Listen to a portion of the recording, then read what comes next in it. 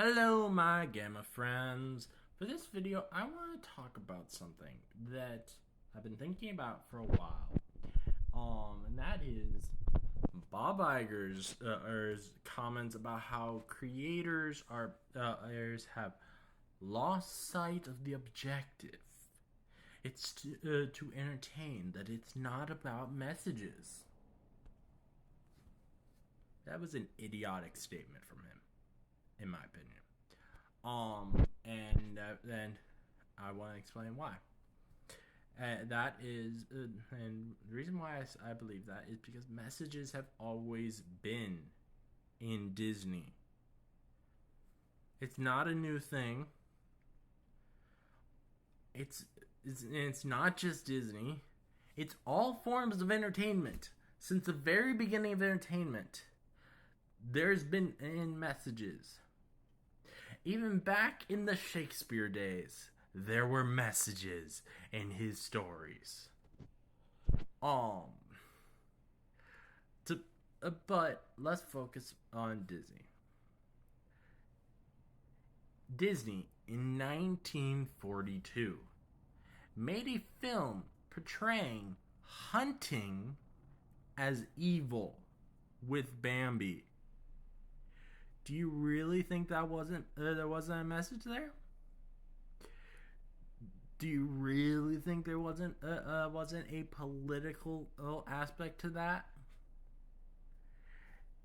In 1969, there was a 1 minute long Mickey Mouse anti-war cartoon that showed the Horrors War and Mickey getting shot. You can't tell me there wasn't a message in there. There wasn't a political message in there. This is not a new thing. It's insane that there's people who think that it's a new thing. When people think that it's a new thing, you know what that just shows? That for the longest time you had no media literacy. You didn't understand what you were watching if you didn't see that there were messages in these stories. Now,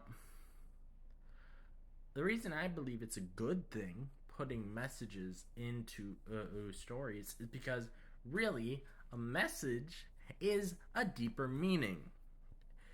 And that deeper meaning is what makes compelling stories / engaging characters.